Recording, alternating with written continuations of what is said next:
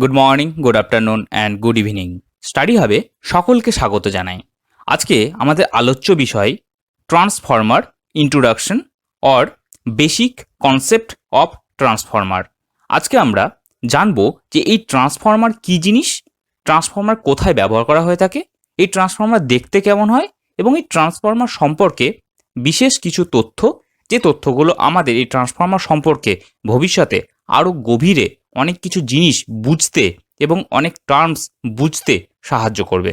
তো ট্রান্সফর্মারের আজকের এই প্লেলিস্টে ট্রান্সফর্মারের এই ইন্ট্রোডাকশন পার্ট বা বেসিক কনসেপ্ট বা কিছুটা হলেও আমি একটু ডেপথে প্রবেশ করব এবং এমন কিছু কিছু তথ্য আমি তোমাদের সাথে শেয়ার করব, যে তথ্যগুলো তোমাদের এই ট্রান্সফর্মার সম্পর্কে বুঝতে এবং ভবিষ্যতে ট্রান্সফর্মার সম্পর্কে বিভিন্ন ধরনের আলাপ আলোচনাতে অনেকটাই সাহায্য করবে। ট্রান্সফর্মারের বিভিন্ন ইউনিটগুলো সম্পর্কে তোমাদের বুঝতে সুবিধা দেবে। ট্রান্সফর্মারের বিভিন্ন ধরনের কন্ডিশনস, তার বিভিন্ন ধরনের রেটিং এবং তার বিভিন্ন টাইপস, এগুলো সম্পর্কে সব তোমাদের বুঝতে সাহায্য করবে। ভবিষ্যতে ট্রান্সফর্মার সম্পর্কিত যে কোনো তথ্য তোমরা যদি পাও, অবশ্যই তোমরা বুঝতে পারবে যে এই জিনিসটি কী এবং এই তথ্যটি ঠিক কার সাথে সম্পর্কযুক্ত। ঠিক আছে, এই জিনিসটা তোমরা বুঝতে পারবে। তো আজকের এই ইন্ট্রোডাকশন পার্টটা খুব গুরুত্বপূর্ণ। তোমাদের ট্রান্সফর্মার প্লেলিস্টে আমি ট্রান্সফর্মার সম্পর্কে আরও অনেক ভিডিও তৈরি করব এবং তোমাদের সাথে শেয়ার করব এবং তোমাদেরকে বোঝাবো এই ট্রান্সফর্মারের প্রত্যেকটি আলাদা আলাদা টপিক ওয়াইজ তোমাদের লেসন্সগুলিকে খুব ভালো করে আমি পরপর সাজিয়ে দেবো। তো এটা হচ্ছে ট্রান্সফর্মারের বেসিক কনসেপ্ট এবং বেসিক ভিডিও। এই লেসনটি যেহেতু ইন্ট্রোডাকশন পার্ট, সেহেতু এখান থেকে পরপর যত ভিডিও পরপর এই প্লেলিস্টে অ্যাড হতে থাকবে, ধীরে ধীরে কিন্তু এর যে লেভেল সেটা কিন্তু বাড়তে থাকবে। ঠিক আছে, এর যে কঠিন, এর যে গভীরতা, এটা কিন্তু ধীরে ধীরে বাড়তে থাকবে। ঠিক আছে, এটাকে তোমরা খেয়াল রাখবে এবং তোমাদের প্রয়োজন মতো তোমরা এই ভিডিওগুলিকে দেখে তোমাদের নিজেদের জ্ঞানকে বাড়াতে পারবে। ঠিক আছে, তো আজকের এই ইন্ট্রোডাকশন পার্টে আমরা যে জিনিসগুলো দেখব সেগুলো হচ্ছে অ্যাকচুয়ালি ট্রান্সফর্মার কী জিনিস, এটার নাম কেন এরকম হয়েছে, ঠিক আছে, এবং এই ট্রান্সফর্মারের দেখতে কেমন হয় এবং এই ট্রান্সফর্মার কি কি জিনিস রয়েছে এর মধ্যে, বা এই ট্রান্সফর্মার সম্পর্কে সম্পূর্ণরূপে জানতে গেলে আমাদের কোন কোন জিনিসগুলো সম্পর্কে জানতে হবে, এগুলো কিন্তু আজকের এই ভিডিওতে আমরা শিখব এবং জানব। ক্লিয়ার? তাহলে আসা যাক আজকের এই লেসনের মধ্যে, ইন্ট্রোডাকশন পার্ট অফ ট্রান্সফর্মার অথবা বেসিক কনসেপ্ট অফ ট্রান্সফর্মার। তো এই ট্রান্সফর্মার আসলে কি জিনিস? ট্রান্সফর্মার হচ্ছে একটা স্ট্যাটিক ইউনিট। স্ট্যাটিক ইউনিট কথার অর্থ কি? স্ট্যাটিক ইউনিট কথার অর্থ হচ্ছে এটা কিন্তু ফিক্সড, এর মধ্যে কোনো মুভেবল পার্ট নেই বা এই যন্ত্রাংশটি মুভ করতে পারে না। ঠিক যেরকম আমরা দেখেছিলাম মোটর কি হয়, ঘোরে, অর্থাৎ মুভ করে, কিন্তু এই ট্রান্সফর্মার কিন্তু মুভ করতে পারে না। এটা একটা ফিক্সড এবং একটা স্ট্যাটিক ইউনিট, এ স্থির থাকে। যেখানে আমরা এটাকে লাগিয়ে রাখবো সেখানে কিন্তু স্থির থাকবে। তো এই স্ট্যাটিক ইউনিটটা কোথায় কাজ করে? তোমরা মনে রাখবে এই স্ট্যাটিক ইউনিটটা সবসময় এসি কারেন্টে কাজ করে, এসি সিগন্যালে কাজ করে, ডিসি সিগন্যালে কিন্তু এই ট্রান্সফর্মার কাজ করে না। এটা কিন্তু খেয়াল রাখবে। ঠিক আছে, এবারে আমরা জানবো যে ট্রান্সফরমারের যে সিম্বল, প্রতীক চিহ্ন, সেটা কেমন। আমরা কোনো সার্কিটের ক্ষেত্রে যখন ট্রান্সফরমারকে ড্র করব, তখন কোন প্রতীক চিহ্ন দ্বারা আমরা ট্রান্সফরমারকে ড্র করব সেটা আমরা জানবো। তো যে এই যে ট্রান্সফরমার, এই ট্রান্সফরমারের সিম্বলটা হচ্ছে তোমরা দেখতে পাচ্ছ ছবিতে, দেখো প্যারালালি দুটো কয়েল এবং মাঝখানে দুটো প্যারালাল দাগ রয়েছে। ঠিক আছে, প্যারালাল দুটো সরল রেখা এবং তার দুই সাইডে দুটো কয়েল। এর মধ্যে প্রথমটা হচ্ছে প্রাইমারি ওয়াইন্ডিং বা প্রাইমারি কয়েল বা ইনপুট কয়েল, এবং সেকেন্ডটা হচ্ছে সেকেন্ডারি ওয়াইন্ডিং বা সেকেন্ডারি কয়েল বা আউটপুট কয়েল। তো আমরা এই প্রাইমারি ওয়াইন্ডিংয়ে যদি ইনপুট দিই, সেকেন্ডারি ওয়াইন্ডিংয়ে ডেফিনেটলি আউটপুট পাবো। ক্লিয়ার? এবং এই যে মাঝখানে দুটো প্যারালালি দাগ রয়েছে, প্যারালাল দুটো সরল রেখা রয়েছে, এই প্যারালাল সরল রেখাটা হচ্ছে কোর। ঠিক আছে, আমরা ইন্ডাক্টর পড়ার সময় জেনেছিলাম যে কয়েলটি যার ওপরে পরিবেষ্টিত করা থাকবে, যাকে কেন্দ্র করে পরিবেষ্টিত করা থাকবে, সেটা হচ্ছে কোর। এই কোরটি যেটা হবে সেটাই হচ্ছে এটা। ঠিক আছে, এই যে প্যারালাল দাগটি। ওকে, তো ট্রান্সফর্মারের ক্ষেত্রে সবসময়ের জন্য একটা অবশ্যই একটা কোর থাকবে, আদারওয়াইজ ম্যাগনেটিক ফ্লাক্সটি কীভাবে চেঞ্জ হবে, তাই নয় কি? তো সেক্ষেত্রে এটা হচ্ছে এই ট্রান্সফর্মারের সিম্বল। এবং ট্রান্সফর্মারকে আমরা রিপ্রেজেন্ট করে থাকি এই ছবি দ্বারা। ঠিক আছে, তোমরা দেখতে পাচ্ছ নিশ্চয়ই একটা চৌকো একটা বক্স রয়েছে। ঠিক আছে, এবং তার দুটো বাহুতে প্যারালাল জায়গাতে দেখো কয়েলগুলি ড্র করা রয়েছে, দেখতে পাচ্ছ? একটা সাইডে প্রাইমারি কয়েল এবং অপর সাইডে সেকেন্ডারি কয়েল, দেখতে পাচ্ছ নিশ্চয়ই? এটা হচ্ছে তার কনস্ট্রাকশন ওয়াইজ আমরা যদি ব্লক ডায়াগ্রাম করি তো সেটাকে আমরা এরকমভাবে রিপ্রেজেন্ট করব, যে একটা ট্রান্সফরমারকে আমরা এরকম একটা বক্সের মধ্যে আমরা ড্র করব। এই যে টোটাল সেটআপটা, এই সেটআপটা হচ্ছে একটা ট্রান্সফরমারের সেটআপ। ওকে, আমাদেরকে যদি বলা হয় যে একটা ট্রান্সফরমারের ছবি ড্র করতে কোনো ইলেকট্রিক্যাল বা ইলেকট্রনিক্স ইঞ্জিনিয়ারকে, তো ডেফিনেটলি সে কিন্তু বসে বসে ট্রান্সফরমার কেমন দেখতে, তার বাহ্যিক পরিকাঠামো, তার ছবি ড্র করবে না। সে কিন্তু ডেফিনেটলি এরকম একটা চৌকো ছবি, তার দুটো বাহুতে দুটো কয়েল, একটা সাইডে প্রাইমারি কয়েল এবং অপর সাইডে একটি সেকেন্ডারি কয়েল, এটাকে কিন্তু ড্র করবে। ঠিক আছে, তো এটা হচ্ছে ট্রান্সফরমারের নর্মাল সার্কিট রিপ্রেজেন্টেশন। এবং ট্রান্সফরমারের যে সার্কিট সিম্বল সেটা হচ্ছে এইটা, তোমরা দেখতে পাচ্ছ নিশ্চয়ই। ওকে, যে কয়েল পাশাপাশি প্যারালালি কয়েল এবং মাঝখানে কোর, তো এটাই হচ্ছে ট্রান্সফরমারের সিম্বল। তো আমরা যখন কোনো সার্কিটে ট্রান্সফরমারকে রিপ্রেজেন্ট করব তো ঠিক এইভাবে রিপ্রেজেন্ট করব। তোমরা দেখতে পাচ্ছ নিশ্চয়ই, দেখো মাঝখানে কোর দেওয়া রয়েছে এবং দুই সাইডে দুটো প্যারালাল কয়েল দেওয়া রয়েছে। তো যখনই আমরা এরকম কোনো রিপ্রেজেন্টেশন পাবো তো সেটাকে আমরা মনে করব যে এটা কিন্তু একটা ট্রান্সফরমারকে রিপ্রেজেন্ট করছে। অর্থাৎ প্যারালাল দুটো ইন্ডাক্টর এবং মিডিলে কোর, দ্যাট মিনস সেটা হচ্ছে ট্রান্সফরমারের সিম্বল। ক্লিয়ার? বোঝা গেল? এবং একটা ট্রান্সফরমারকে আমরা সায়েন্টিফিক্যালি যেরকমভাবে ড্র করব সেটা হচ্ছে এটা। তোমরা এটা কিন্তু খুব ভালো করে খেয়াল রাখবে। ওকে, তো এটা শুধুমাত্র এরকম চৌকোনা বক্স এবং তার দুই সাইডে দুই বাহুতে কয়েল ড্র থাকবে এরকমটাও নয়, এরকমও থাকতে পারে। তোমরা দেখো এক্ষেত্রে একটা লম্বা একটা কোর এবং ওপরে রয়েছে এসি ইন, নিচে রয়েছে এসি আউট। এই এসি ইন যে কয়েলটি সেটা হচ্ছে প্রাইমারি কয়েল এবং এসি আউট যে কয়েলটি সেটা হচ্ছে সেকেন্ডারি কয়েল। ওকে, তো এক্ষেত্রে এরকমভাবে কিন্তু লম্বা এরকম ওয়াইন্ডিংও কিন্তু হয়ে থাকে। ঠিক আছে, তো এগুলোর বিভিন্ন রকমের ভাগ থাকে। আমরা বিভিন্ন টাইপস যখন পড়ব এবং কনস্ট্রাকশন যখন পড়ব তখন আমরা এই জিনিসগুলোর এই যে পার্থক্য, কত রকমভাবে কয়েলগুলি সাজানো থাকে তার মধ্যে, প্রাইমারি ওয়াইন্ডিং, সেকেন্ডারি ওয়াইন্ডিং, এগুলো কিভাবে বিভিন্ন পদ্ধতিতে বিভিন্ন টাইপে একটি কোরকে পরিবেষ্টিত করে পাকানো থাকে সেটা কিন্তু আমরা তখন দেখব। ক্লিয়ার? বোঝা গেল? তো আপাতত একটা ওভারভিউ তোমরা জেনে রাখো যে ট্রান্সফরমারকে যদি আমাদেরকে ড্র করতে বলা হয় তো কখনোই আমরা একটা বড় ট্রান্সফরমারের ছবি আমরা ড্র করব না। আমরা অবশ্যই ইলেকট্রিক্যালি এরকম একটা ছবি ড্র করব যেটার দ্বারা আমরা বুঝতে পারবো যে একটা ট্রান্সফরমারের কাজ হচ্ছে। প্রাইমারি ওয়াইন্ডিং থাকবে, সেকেন্ডারি ওয়াইন্ডিং থাকবে এবং তার মিডিলে কোর থাকবে, যে কোরের মধ্যে ম্যাগনেটিক ফ্লাক্স যাতায়াত করতে পারবে। ঠিক আছে, মানে ম্যাগনেটিক্যালি কাপলড দুটো কয়েল অবশ্যই থাকবে। ক্লিয়ার? বোঝা গেল? এবং তার সার্কিট রিপ্রেজেন্টেশনটা তোমরা বুঝতে পারছো নিশ্চয়ই, তার যে সিম্বল সেটা হচ্ছে, এইটা হচ্ছে তার সিম্বল। ওকে, আশা করছি তাহলে তোমাদের সার্কিট এবং সার্কিট সিম্বল এবং ট্রান্সফরমারের যে নর্মাল পিকচার সেটা তোমরা বুঝতে পারছো। ইলেকট্রিক্যালি বা ইলেকট্রনিক্স বর্তনীতে আমরা ট্রান্সফরমারকে কিভাবে রিপ্রেজেন্ট করে থাকি আশা করছি তোমরা বুঝতে পারলে।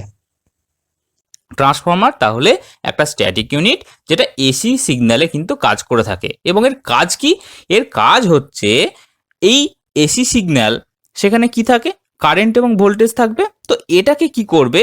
এই অল্টারনেটিং যে কারেন্ট বা অল্টারনেটিং যে ভোল্টেজ, তার যে ম্যাগনিটিউড বা যে মান, সে মানটাকে পরিবর্তন করে। ঠিক আছে, একটা ভ্যালু থেকে আর একটা ভ্যালুতে কনভার্ট করে। ঠিক আছে, তার মানে কি, আমাদের যে বাড়িতে যে কারেন্ট সাপ্লাই হয় সেই কারেন্ট সাপ্লাইয়ের মধ্যে কোন কোন প্যারামিটার থাকে আমরা জানি। কারেন্ট থাকে, ভোল্টেজ থাকে এবং তার সাথে কি থাকে? ফ্রিকোয়েন্সি থাকে, তাই তো? এই তিনটে জিনিস থাকে মেনলি। তো ট্রান্সফরমার কি করে? ট্রান্সফরমার কিন্তু ফ্রিকোয়েন্সিকে চেঞ্জ করে না, এটা কিন্তু খেয়াল রাখবে। ট্রান্সফরমার কোনোভাবেই ফ্রিকোয়েন্সিকে কিন্তু চেঞ্জ করতে পারে না। ট্রান্সফরমার চেঞ্জ করে কি? কারেন্ট এবং ভোল্টেজের যে ভ্যালুটা সেটাকে চেঞ্জ করে। ঠিক আছে, তার মানে কি, এই ট্রান্সফরমার অ্যাকচুয়ালি কি করে? একটা ভোল্টেজ বা কারেন্টের ভ্যালু থেকে অন্য আর একটা ভোল্টেজ বা কারেন্টের ভ্যালুতে ট্রান্সফর্ম করে, এসি সিগন্যালটাকে ট্রান্সফর্ম করে। ক্লিয়ার? বোঝা গেল? এই যে কারেন্ট এবং ভোল্টেজের যে ম্যাগনিটিউড বা যে মান, এই মানটিকে একটি ভ্যালু থেকে অপর আর একটি ভ্যালুতে ট্রান্সফর্ম করার জন্যই এই যন্ত্রটি, এই ডিভাইসটির নাম কিন্তু ট্রান্সফরমার। ঠিক আছে, একটি ভ্যালু থেকে অন্য একটি ভ্যালুতে কারেন্ট এবং ভোল্টেজের যে ভ্যালু সেটাকে পরিবর্তন করার কারণের জন্য, ট্রান্সফর্ম করার কারণের জন্যই কিন্তু এই ডিভাইসটির নাম, এই ইউনিটটির নাম কিন্তু ট্রান্সফরমার। তাহলে বোঝা গেল ট্রান্সফরমার কি কাজ করে। তাহলে ট্রান্সফরমার এসি সিগন্যালে কাজ করে এবং এসি সিগন্যালে কারেন্ট এবং ভোল্টেজের ভ্যালুটাকে চেঞ্জ করে। এবং আমরা দেখব কিভাবে কারেন্ট অর ভোল্টেজের যে ভ্যালু সেটাকে চেঞ্জ করে, ট্রান্সফর্ম করে এই ট্রান্সফর্মার, সেটা কিন্তু আমাদের ওয়ার্কিং প্রিন্সিপালে আমরা দেখব। তো ট্রান্সফর্মার যে ওয়ার্কিং প্রিন্সিপাল, যে কার্যনীতি, এই কার্যনীতিতে আমরা দেখব যে ট্রান্সফর্মার কিভাবে একটা ভোল্টেজের ভ্যালু থেকে অপর একটি ভোল্টেজ আর কারেন্টের ভ্যালুটাকে চেঞ্জ করতে পারে, সেটা কিন্তু আমরা কার্যনীতিতে আলোচনা করব। ট্রান্সফর্মার যে ওয়ার্কিং প্রিন্সিপাল সেখানে আলোচনা করব, এবং আমরা ট্রান্সফর্মার যে কনস্ট্রাকশন, সেই কনস্ট্রাকশনের মধ্যে গিয়ে আমরা দেখব যে ট্রান্সফর্মার কি দ্বারা তৈরি, ট্রান্সফর্মার কি এমন ভেতরে সজ্জা থাকে এবং এই ট্রান্সফর্মারের মধ্যে কি থাকে সেটা আমরা দেখব কনস্ট্রাকশন পার্টের মধ্যে। ঠিক আছে, তো আমরা এখনো পর্যন্ত ট্রান্সফর্মার সম্পর্কে যেটি জানতে পারলাম সেটি হচ্ছে ট্রান্সফর্মার হচ্ছে একটা স্ট্যাটিক ইউনিট, একটা স্থির একটা ডিভাইস, যেটা ইলেকট্রিক্যাল বা ইলেকট্রনিক্স বিভিন্ন স্থানে কাজে লাগে, বিভিন্ন বর্তনীতে কাজে লাগে, এবং এটি কি করে, কারেন্ট অর ভোল্টেজের যে ভ্যালু, সেই ভ্যালুটাকে ট্রান্সফর্ম করে একটা ভোল্টেজ বা কারেন্টের ভ্যালু থেকে অপর একটি ভোল্টেজ বা কারেন্টের ভ্যালুতে। ঠিক আছে, এবং এটা হচ্ছে মেন ব্যাপার, এটা খুব ভালো করে তোমরা জেনে রাখবে যে ফ্রিকোয়েন্সি কখনোই চেঞ্জ হয় না, ফ্রিকোয়েন্সি অলওয়েজ ফিক্সড থাকে ট্রান্সফর্মারের ক্ষেত্রে। ঠিক আছে, তো ট্রান্সফর্মারের ইনপুটে যদি আমরা একটা কারেন্ট বা ভোল্টেজের ভ্যালু দিই, সেটা অপর যে আউটপুট সেখানে কিন্তু আমরা অন্য কারেন্ট বা ভোল্টেজের ভ্যালু পাবো, এবং ফ্রিকোয়েন্সিটা কিন্তু আমরা সেম পাবো। ফ্রিকোয়েন্সি কোনো রকম পরিবর্তন কিন্তু এই ট্রান্সফর্মার করে না, এটা কিন্তু তোমরা খুব ভালো করে মাথার মধ্যে ঢুকিয়ে রাখবে। ক্লিয়ার? এবং এই ট্রান্সফর্মার কি করে, আমি তোমাদের বেসিক যে কনসেপ্ট সেটা আমি দিয়ে রাখি। ধরে নিই যে ট্রান্সফর্মারের যে ভোল্টেজটাকে নিয়ে কাজ করছি, ঠিক আছে, তো যদি আমরা ভোল্টেজটাকে নিয়ে কাজ করে থাকি, তাহলে ট্রান্সফর্মারের যদি একটি প্রান্তে আমি একটা ভোল্টেজের ভ্যালু দিই, অপর প্রান্তে হয় সেই ভ্যালুটি বাড়বে অথবা সেই ভ্যালুটি কমবে। ক্লিয়ার? এই যে ইনপুটে আমি যে ভ্যালুটি দিচ্ছি ভোল্টেজের, অপর প্রান্তে যদি সেই ভোল্টেজের ভ্যালুটা বৃদ্ধি পায়, তাহলে সেটাকে আমরা কি বলবো, স্টেপ আপ ট্রান্সফর্মার। ঠিক আছে, মানে ট্রান্সফর্মারটা কি করছে, বেশি বাড়িয়ে দিচ্ছে ভোল্টেজের ভ্যালুটাকে, তাই ওটাকে বলা হয় স্টেপ আপ। ঠিক আছে, এবং যখন ইনপুটের ভোল্টেজের থেকে আউটপুটের ভোল্টেজের ভ্যালুটা কমে যাবে, সেটাকে আমরা কি বলবো, স্টেপ ডাউন ট্রান্সফর্মার। ঠিক আছে, তার মানে কি, আপ আর ডাউন এটা তোমরা নিশ্চয়ই বুঝতে পারছো। আপ কথার অর্থ হচ্ছে বাড়বে, ডাউন কথার অর্থ হচ্ছে নিচে মানে কমবে। ঠিক আছে, আপ মানে ওপরে তাই বাড়বে, আর ডাউন মানে নিচে তাই কমবে। তাই স্টেপ আপ মানে বাড়বে, মানে আমি যেটা ইনপুট দেবো তার থেকে আউটপুটে যে ভোল্টেজের ভ্যালু সেটা বাড়বে। এবং স্টেপ ডাউন মানে কি, আমি যে ইনপুটে যে ভোল্টেজের ভ্যালুটা দিচ্ছি, আউটপুটে কী হবে, সেই ভোল্টেজ ভ্যালুটা কমে যাবে। তাই ট্রান্সফর্মার মেনলি আমরা দুই রকমভাবে দেখতে পারি, একটা স্টেপ আপ ট্রান্সফর্মার এবং একটা হচ্ছে স্টেপ ডাউন ট্রান্সফর্মার। ঠিক আছে, এটা তোমরা বেসিক কনসেপ্টে জেনে রাখো। আমরা ভবিষ্যতে যখন আরও এর পরে আরও ভিডিও বানাবো, আমরা যখন আরও ভেতরে প্রবেশ করব এই ট্রান্সফর্মারে, তখন আমরা আরও এর বিভিন্ন ধরনের ভাগ সম্পর্কে আলোচনা করব। সেটা আমরা টাইপস অফ ট্রান্সফর্মার আলাদা করে আমি একটা লেসেন্স তৈরি করব, সেখানে কিন্তু আমি এই টাইপসটা নিয়ে আলোচনা করব। ঠিক আছে, তাহলে তোমরা বুঝতে পারলে যে ট্রান্সফর্মার অ্যাকচুয়ালি কি কাজ করে, কোথায় ব্যবহার করা হয়ে থাকে, এবং এটা অ্যাকচুয়ালি কি জিনিস। ঠিক আছে, তো এবার আমরা দেখব ট্রান্সফর্মারটি দেখতে কেমন হয়। তোমরা খুব ভালো করে দেখো ট্রান্সফর্মারটি দেখতে কেমন হয়। দেখতে পাচ্ছ তোমরা নিশ্চয়ই, এটা হচ্ছে ট্রান্সফর্মার, এটা হচ্ছে বাহ্যিক গঠন। তোমরা খুব ভালো করে লক্ষ্য করো, আমরা ট্রান্সফর্মার প্রায়শই দেখতেই পাই রাস্তার ধারে ইলেকট্রিক পোলের সাথে লাগানো থাকে। ঠিক আছে, আমাদের বাড়িতে যে সাপ্লাই হয় সেখানে আমরা দেখতে পাই বিভিন্ন ধরনের, ছোট থেকে শুরু করে অনেক বড় পর্যন্ত ট্রান্সফর্মার আমরা দেখতে পাই। তোমরা দেখতে পাচ্ছ নিশ্চয়ই পোলের সাথে মাউন্ট করা রয়েছে, ওকে, পোলের সাথে লাগানো রয়েছে, ইলেকট্রিক পোলের সাথে দুই দিকে দুটো ইলেকট্রিক পোল এবং মাঝখানে রাখা থাকে। এবং যদি ট্রান্সফর্মারের আয়তন অনেক বেশি বড় হয়, তো সেক্ষেত্রে একটা বেস তৈরি করা হয়ে থাকে, একটা সিমেন্টের হোক বা ইট দিয়ে হোক কোনো একটা বেস বানানো থাকে, সেই বেসের উপরে কিন্তু বসানো থাকে। আর বেসের উপরে বসানো অর্থাৎ বিশাল বড় ট্রান্সফর্মার যদি হয়, তো সেক্ষেত্রে তোমরা পাওয়ার স্টেশনে গেলে দেখতে পাবে যে এরকম বড় বড় ট্রান্সফর্মার কিন্তু অনেক বসানো রয়েছে। এবং শুধু তাই নয়, কোনো শহরাঞ্চলে কোনো একটি টোটাল জায়গাতে, কোনো একটি এরিয়াতে পাওয়ার সাপ্লাইয়ের ক্ষেত্রে কিন্তু বড় বড় ট্রান্সফর্মার ইউজ করা হয়ে থাকে। এটা তোমরা কলকাতাতে প্রায় দেখতে পাবে, বিভিন্ন স্থানে কোনো একটা স্থানে একটা বেসের ওপরে বসানো থাকে। ঠিক আছে, এবং মাটির তল দিয়ে কিন্তু সেই কানেকশনগুলি করা থাকে। ঠিক আছে, তো আমরা নর্মালি আমাদের আশেপাশে যে সমস্ত ছোটোখাটো ট্রান্সফর্মার দেখতে পাই, সেগুলি হচ্ছে রাস্তার ধারে বড় ট্রান্সফর্মার, যেগুলি পোলের সাথে লাগানো থাকে, সেগুলি অপেক্ষাকৃত ছোট। এবং আরও ছোটো ট্রান্সফর্মার আমরা দেখে থাকি, সেগুলো হচ্ছে বিভিন্ন ধরনের ইলেকট্রনিক্স কম্পোনেন্টের ক্ষেত্রে, চার্জিং ডিভাইসের ক্ষেত্রে, যে মোবাইল চার্জার বা আদার্স অন্য কোনো চার্জার। ঠিক আছে, এই চার্জিংয়ের ক্ষেত্রে বা স্টেবিলাইজারের ক্ষেত্রে এর ভেতরে কিন্তু ট্রান্সফর্মার থাকে, বিভিন্ন ধরনের ট্রান্সফর্মার থাকে। তো সেই ট্রান্সফর্মারগুলো কিন্তু আমরা দেখতে পাই এই সমস্ত ইনস্ট্রুমেন্টের মধ্যে। তাহলে ট্রান্সফর্মার অ্যাকচুয়ালি কোথায় ব্যবহার করা হয়ে থাকে, যেখানে আমাকে কারেন্ট অর ভোল্টেজের যে ভ্যালু, সেই ভ্যালুটাকে ট্রান্সফর্ম করার প্রয়োজন সেখানে কিন্তু ট্রান্সফর্মার ব্যবহার করা হয়ে থাকে। যেরকম তোমাদেরকে আমি একটা এক্সাম্পল দিই, আমাদের যে মোবাইল, সে মোবাইল তো অনেক অল্প ভোল্টেজে কাজ করে, কিন্তু আমরা চার্জ দিচ্ছি কোথা থেকে? আমাদের মেন বোর্ড থেকে। সেই বোর্ডে পাওয়ার সাপ্লাই কত আছে? 220 ভোল্ট, আমরা সকলে জানি। তাহলে 220 ভোল্ট আমার মোবাইলে লাগবে কত? খুবই একটা ছোট্ট একটা ভোল্টেজ। তাহলে সেক্ষেত্রে অত বড় একটা ভোল্টেজ থেকে একটা ছোট্ট ভোল্টেজে কি করে ট্রান্সফর্ম করবে? সেটা করে কি? ট্রান্সফর্মার করে। সেই মোবাইল চার্জারের মধ্যে একটা ছোট্ট ট্রান্সফর্মার কিন্তু লাগানো থাকে। তোমরা দেখতে পাচ্ছ নিশ্চয়ই ছবিতে, এই মোবাইল চার্জারের মধ্যে দেখো একটা ছোট্ট ট্রান্সফর্মার লাগানো রয়েছে। তো ট্রান্সফর্মার দেখতে কেমন হয় তোমরা আশা করি বুঝতে পারলে। ট্রান্সফর্মার কোথায় কোথায় ব্যবহার করা হয় সেটাও তোমরা বুঝতে পারলে, এবং ট্রান্সফর্মার কি কাজ করে তোমরা একটা ওভারভিউ কিন্তু এক্ষেত্রে পেয়ে গেলে। আশা করছি তোমরা বুঝতে পেরেছো যে ট্রান্সফর্মার কি জিনিস এবং কোথায় ব্যবহার করা হয়ে থাকে। ক্লিয়ার? এই ট্রান্সফর্মারে যখন আমরা ওয়ার্কিং প্রিন্সিপাল পড়বো, তখন আমরা দেখবো যে ওয়ার্কিং প্রিন্সিপালটা অ্যাকচুয়ালি কি। তো ওয়ার্কিং প্রিন্সিপাল তো আমি আজকে পড়ছি না, এবং আমরা আজকে সেটা বুঝছিও না, কিন্তু আমাদের জেনে রাখা উচিত, কারণ ভবিষ্যতে যখন আমরা ওয়ার্কিং প্রিন্সিপাল পড়বো, তো সেটা আমাদের অবশ্যই জেনে রাখা উচিত যে সেটা অ্যাকচুয়ালি এই ওয়ার্কিং প্রিন্সিপালটা কিসের উপর কাজ করে। তো এই ট্রান্সফর্মার এটা তৈরি হয় কিন্তু ইন্ডাক্টর দিয়ে, ঠিক আছে? এটা কিন্তু খেয়াল রাখবে, মনে রাখবে যে ট্রান্সফর্মার আমরা ইন্ডাক্টর এবং ইন্ডাকটেন্স যে প্লেলিস্ট রয়েছে সেখানে আমরা যে ইন্ট্রোডাকশন পার্টে দেখেছিলাম ইন্ডাক্টর, সেই ইন্ডাক্টর দিয়ে কিন্তু এই ট্রান্সফর্মার তৈরি করা হয়ে থাকে। এই ট্রান্সফর্মারের মধ্যে কিন্তু এই ইন্ডাক্টর থাকে, কয়েল থাকে, ঠিক আছে?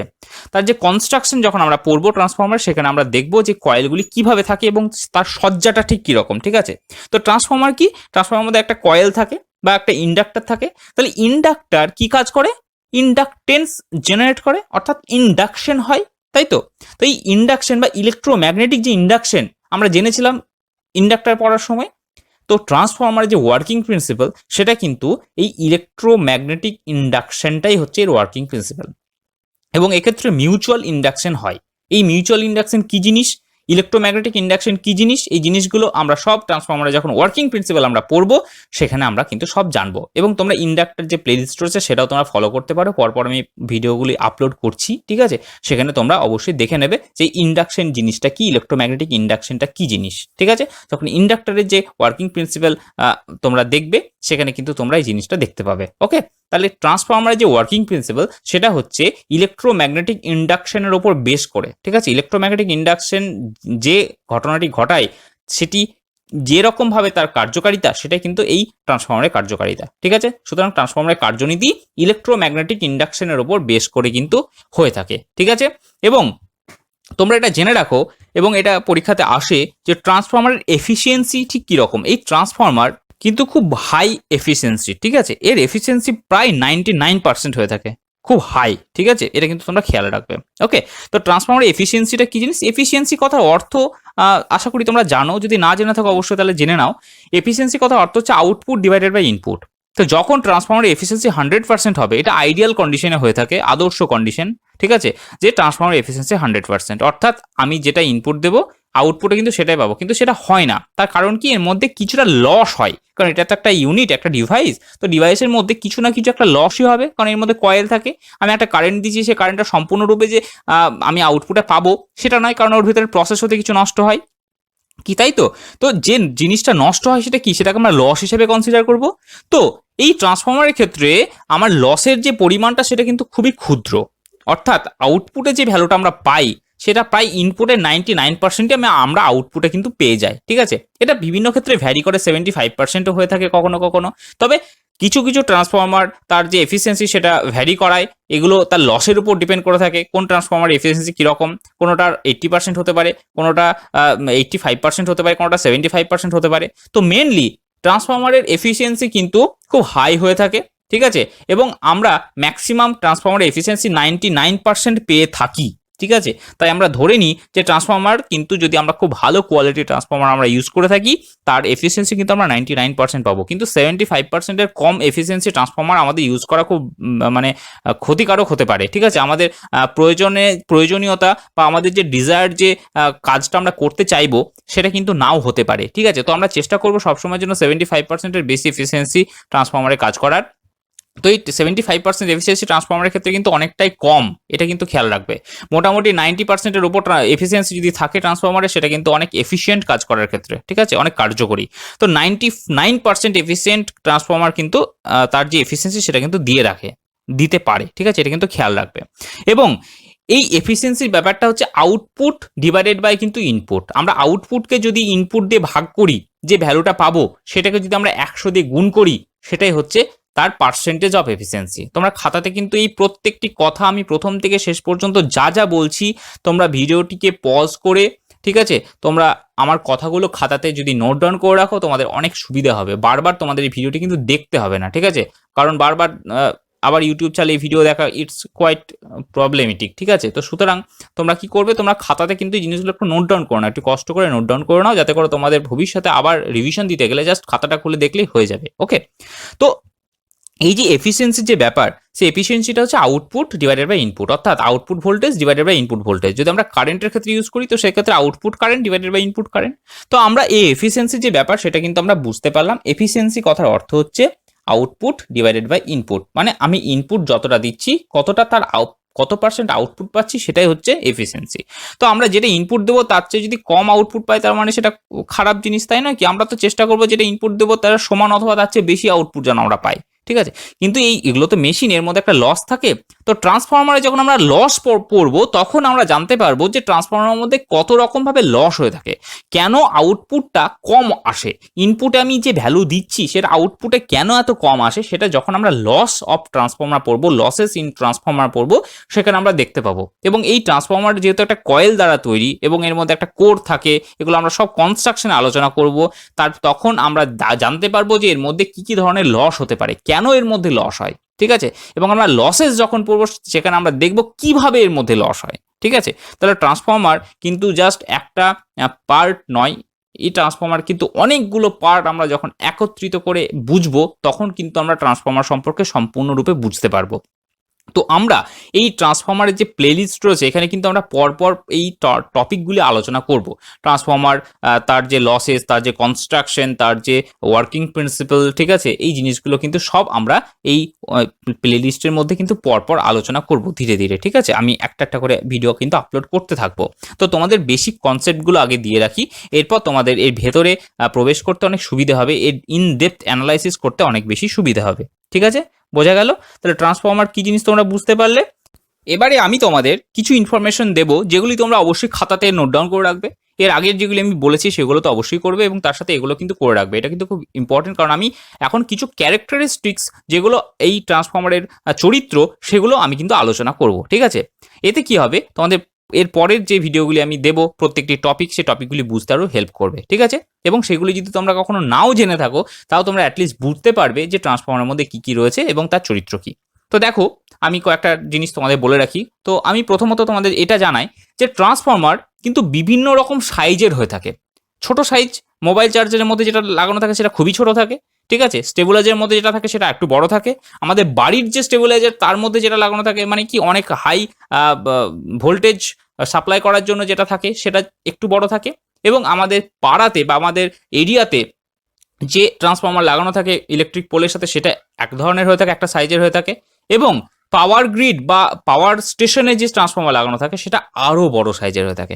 সুতরাং এই ট্রান্সফরমার বিভিন্ন রকম সাইজের হয়ে থাকে, বিভিন্ন টাইপের হয়ে থাকে, এটা কিন্তু তোমরা খেয়াল রাখবে, ঠিক আছে। মোবাইল চার্জার থেকে শুরু করে পাওয়ার গ্রিড পর্যন্ত, ছোট্ট থেকে শুরু করে বিশাল বড় মাপের বা সাইজের কিন্তু হয়ে থাকে, এটা তোমরা খেয়াল মনে রাখবে, ঠিক আছে। তার মানে কি, ট্রান্সফরমারের সাইজ ডিফারেন্ট টাইপের হয়ে থাকে, কোথায় ব্যবহার করা হচ্ছে এটার উপর কিন্তু ডিপেন্ড করে। কারণ তোমরা নিজে ভাবো যে মোবাইল চার্জারের মধ্যে ট্রান্সফরমারটা খুবই ছোট থাকে, তার কারণ একটা মোবাইল চার্জ হচ্ছে।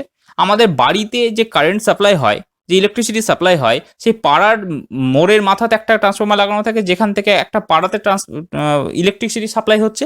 তো সেই ট্রান্সফরমারের সাইজ ডেফিনেটলি অনেক বড় হবে, তাই নয় কি? এবং পাওয়ার স্টেশন মানে কি, একটা পুরো এরিয়া, বিশাল বড় একটা এরিয়া, যার সেই এরিয়াটাতে ইলেকট্রিসিটি সাপ্লাই হচ্ছে। মানে কি, ওই ছোটো ছোটো ট্রান্সফরমারে যে সাপ্লাইটা আসছে যেখান থেকে, সেটা সেইখানকার ট্রান্সফরমারটা আরও বড় হবে ডেফিনেটলি। যত ভোল্টেজ বৃদ্ধিপ্রাপ্ত হবে, তত কিন্তু ট্রান্সফরমারের সাইজ বৃদ্ধিপ্রাপ্ত হবে, এটা কিন্তু খেয়াল থাকে জানো, ঠিক আছে। কারণ আমাদের বাড়িতে যে ইলেকট্রিসিটি সাপ্লাই হয়, সেটা 220 ভোল্ট। সেই 220 ভোল্ট ইলেকট্রিসিটি সাপ্লাই হচ্ছে যে ট্রান্সফরমার থেকে, সেই ট্রান্সফরমারে যে ইলেকট্রিসিটিটা আসছে যেখান থেকে, সেটা 11,000 ভোল্ট। তাহলে 11,000 ভোল্ট যে সাপ্লাই করছে, সেই ট্রান্সফরমারটা কি হবে, আরও বড় হবে, তাই নয় কি? তো যত এরকম ভোল্টেজ বৃদ্ধিপ্রাপ্ত হবে, ট্রান্সফরমারের সাইজ কিন্তু তত বৃদ্ধিপ্রাপ্ত হবে। এবং কত লোড তার উপর চাপছে, মানে কত কারেন্টের বা কত ইলেকট্রিসিটি সে কনজিউম করছে, সেইটা কিন্তু ওপর ডিপেন্ড করে কিন্তু এই ট্রান্সফরমারের সাইজ হয়ে থাকবে। এটা অনেক সময় তোমরা শুনতে পাবে যে ট্রান্সফরমার 33 কেভি, 60 কেভি, 90 কেভি এরকম থাকে ট্রান্সফরমারের সাইজ। যে পাড়াতে যত বেশি বাড়ি থাকবে, যে পাড়াতে যত বেশি ইলেকট্রিসিটি কানেকশন থাকবে, সেখানকার ট্রান্সফরমারের সাইজ তত বৃদ্ধিপ্রাপ্ত হয়। ঠিক আছে, যদি বাড়ির সংখ্যা বেড়ে যায় বা ইলেকট্রিসিটি কনজিউমের সংখ্যা যদি বেড়ে যায়, তাহলে কি হবে, ভোল্টেজ লো হয়ে যায়, তাই না? তো যখনই ভোল্টেজটা লো হয়ে যায় তখনই ওরা বুঝতে পারে যে এখানকার লোড বেশি হয়ে গেছে।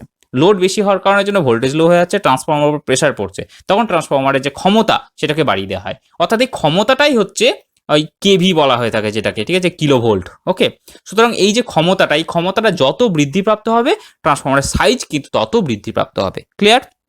তাহলে ট্রান্সফরমার সাইজ ডিফারেন্ট টাইপের হয়ে থাকে।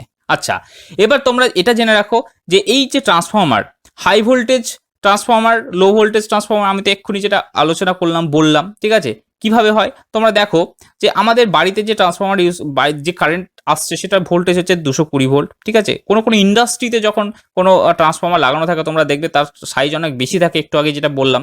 কারণ কি, সেখানে ভোল্টেজ লাগছে, দেখা গেল কোথাও 440 ভোল্ট লাগছে, কোথাও 11,000 ভোল্ট লাগছে, তাই নাকি? তো যেখানে যেরকম ভোল্টেজ লাগবে সেখানে কিন্তু সেরকম টাইপের ট্রান্সফরমার কিন্তু লাগানো হয়ে থাকে, এটা কিন্তু খেয়াল রাখবে। ওকে, এবারে ট্রান্সফরমার কি কাজ করে থাকে? ট্রান্সফরমার কাজ করে থাকে যে এসি ভোল্টেজকে বৃদ্ধি বা হ্রাস করতে কিন্তু ট্রান্সফরমার ইউজ করে থাকে।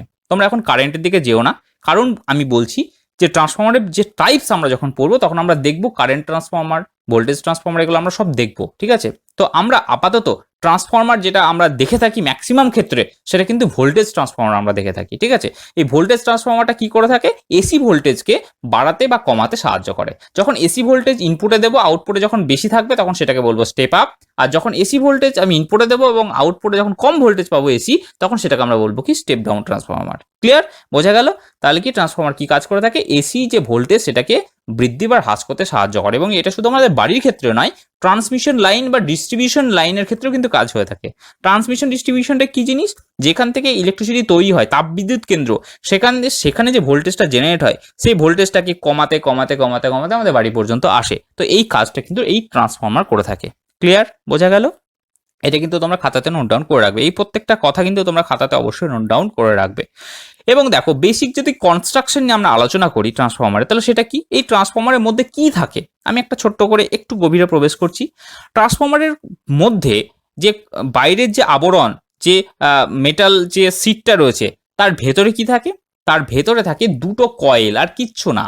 দুই দিকে দুটো কয়েল লাগানো থাকে এবং সেটা একটা ম্যাগনেটিক কোর দেয়া থাকে। ম্যাগনেটিক কোর সম্পর্কে তোমরা জানো, আমরা ইন্ডাক্টরে দেখেছি, লৌহ অথবা লৌহ ছাড়া অন্য কোনো পদার্থ, ম্যাগনেটিক যে কোনো কোর হতে পারে, সেটা লোহা হতে পারে, সেটা এয়ার, এরকম হতে পারে। ইন্ডাক্টরে আমরা দেখেছিলাম কোর সম্পর্কে।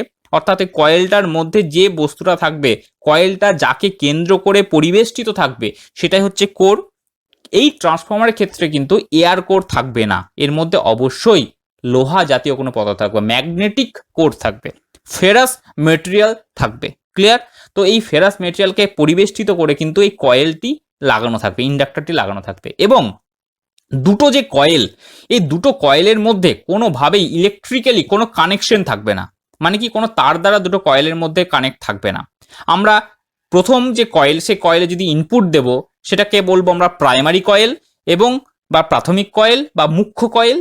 এবং যে কয়েল থেকে আমরা আউটপুট নেব সেই কয়েলটাকে আমরা বলবো কি সেকেন্ডারি কয়েল বা গৌণ কয়েল। ঠিক আছে, তো যখন আমরা মুখ্য কয়েল বা প্রাইমারি ওয়াইন্ডিং বা প্রাইমারি কয়েলে ইলেকট্রিসিটি সাপ্লাই দেব, ভোল্টেজ দেব, এবং আউটপুটটা পাবো সেকেন্ডারি ভোল্টেজ, সেকেন্ডারি কয়েল থেকে যে ভোল্টেজটা পাবো সেটা হয় ইনপুটের থেকে বাড়বে অথবা ইনপুটের থেকে কম হবে। ঠিক আছে, এই ইনপুটের থেকে যদি বাড়ে তাহলে সেটা হবে স্টেপ আপ, ইনপুটের থেকে যদি কমে আউটপুট ভোল্টেজ তাহলে সেটা হবে কি স্টেপ ডাউন। তাহলে কি ট্রান্সফরমারের মধ্যে কি থাকে, ট্রান্সফরমারের মধ্যে দুটো কয়েল লাগানো থাকে, প্রাইমারি এবং সেকেন্ডারি। এবং এই কয়েল দুটো একে অপরের সাথে কিন্তু ইলেকট্রিক্যালি কানেকশন থাকে না, ম্যাগনেটিক্যালি কানেকশন থাকে। এটা কিভাবে ম্যাগনেটিক্যালি কানেকশন থাকে সেটা আমরা ওয়ার্কিং প্রিন্সিপাল এবং কনস্ট্রাকশন যখন পড়বো তখন আমরা আলোচনা করব। তোমরা শুধু এইটুকু জেনে রাখো যে ট্রান্সফরমারের মধ্যে দুটো কয়েল লাগানো থাকে, একটা প্রাইমারি কয়েল যেটাকে ইনপুট কয়েল বলা হয়ে থাকে, এবং একটা হচ্ছে সেকেন্ডারি কয়েল যেটাকে বলা হয় আউটপুট কয়েল। ঠিক আছে, যেখান থেকে আমরা আউটপুটটা নেব।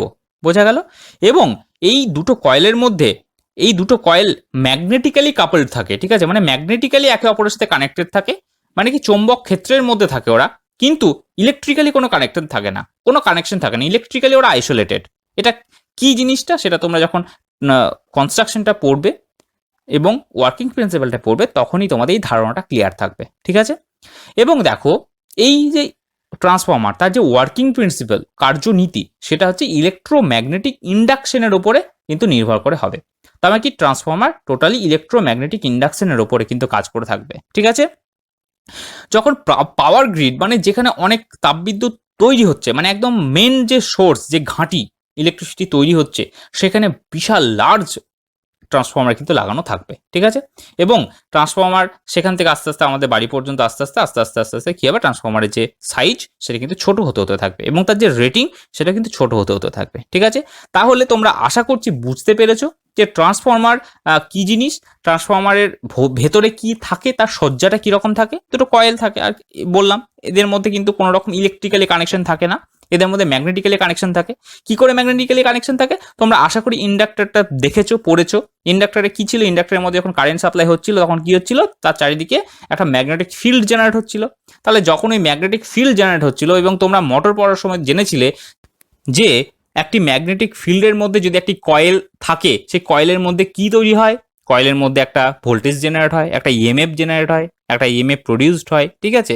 তো এটা এইভাবেই কিন্তু ট্রান্সফর্মার কাজ করে থাকে। ওই যে ইএমএফটা প্রডিউস হচ্ছে, জেনারেট হচ্ছে ওই ম্যাগনেটিক ফিল্ডের মধ্যে থাকার কারণের জন্য ওই কয়েলটি, এটাকে আমরা বলবো কি মিউচুয়াল ইন্ডাকশন, ঠিক আছে, মিউচুয়াল ইন্ডাকটেন্স, ঠিক আছে, মনে থাকবে।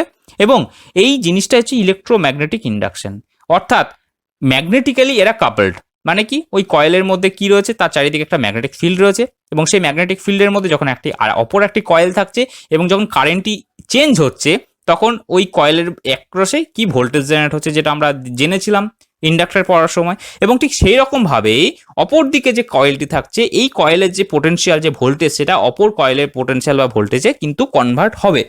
এবং তোমরা আরেকটা জিনিস জেনে রাখো, ইনপুট এবং আউটপুট যে কয়েল, এই কয়েলের যে পাক সংখ্যা, এই পাক সংখ্যাটার পার্থক্য থাকবে।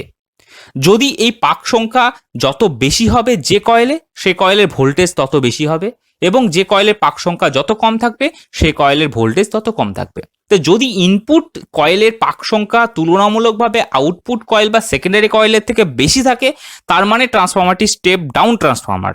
কারণ কি, কারণ ইনপুটে কয়েলের পাক সংখ্যা বেশি এবং আউটপুটে কয়েলের পাক সংখ্যা কম। তা পাক সংখ্যা কম থাকলে ভোল্টেজ জেনারেশনও কিন্তু কম হবে। এবং যদি ইনপুট কয়েলের থেকে আউটপুট কয়েলের পাক সংখ্যা বেশি থাকে, তাহলে অবশ্যই আউটপুট ভোল্টেজটা ইনপুট ভোল্টেজের থেকে বেশি হবে, তার কারণ তার পাক সংখ্যাটা বেশি। এটা কিন্তু তোমরা খেয়াল রাখবে।